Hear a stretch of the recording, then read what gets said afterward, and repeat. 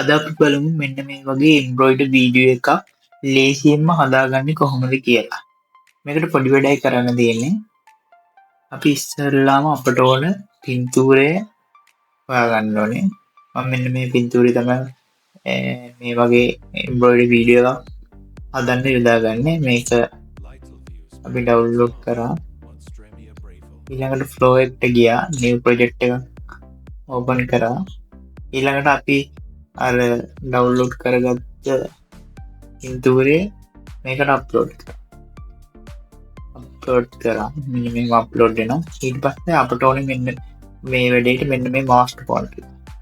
මේ master font එක ඔයාලට ඕනේ නම් මේ මට ෆ්‍රොන්ට් කමෙන්ට් එකක් දාන්න. මම එතකොට ඔකට මේ ෆ්‍රොන්ට් එක ගවන්න. මේ ෆ්‍රොන්ට් එකේ ප්‍රධාන කොටස් දෙකක් තියෙනවා. මේකේ වීඩියෝ දෙකක් අපි ජෙනරේට් කරනවා. මේකට පළවෙනි වීඩියෝ එකට මේ පළවෙනි ප්‍රොන්ට් එක ඕනේ. මෙන්න මේ විදිහට පළවෙනි ප්‍රොන්ට් එක කොපි කරගන්න. මෙතෙන් යනකම් පළවෙනි ප්‍රොන්ට් එක, මෙතනින් පස්සේ දෙවෙනි ප්‍රොන්ට් එක. අපේ ඉමේජ් එක දැන් අප්ලෝඩ් වෙලා තියෙන්නේ. මෙතන ගිහිල්ලා අනිවාර්යෙන් මේ විදිහට සෙටින් ටික වෙනස් කරගන්න. ඊට පස්සේ මෙතනින් ඇඩ් ප්‍රොන්ට් දුන්නා. අපේ ප්‍රොන්ට් එක පේස්ට් කරා. මෙතනින් මේක දුන්නා. අපේ වීඩියෝ එක දැන් ජෙනරේට් වෙනවා. අපි පළවෙනි වීඩියෝ එක මේ වගේ ජෙනරේට් වෙලා තියෙන්නේ. අපි බලමු.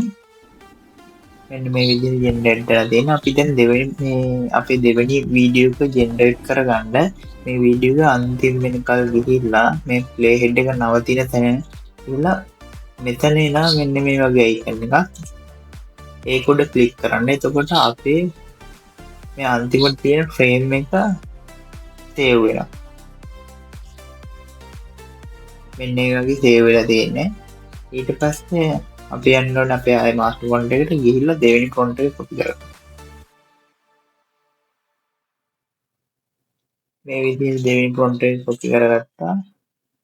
ඊට පස්සේ අපේ සෙටින් එක මේ ෆ්‍රේම් කියන එකට දාන්න ඕනේ.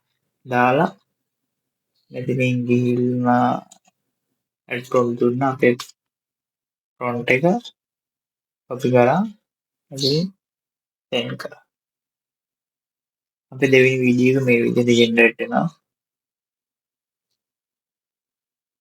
අපේ දෙවෙනි වීඩියෝ එක මේ විදිහට ජෙනරේට් වෙලා ඉවරයි.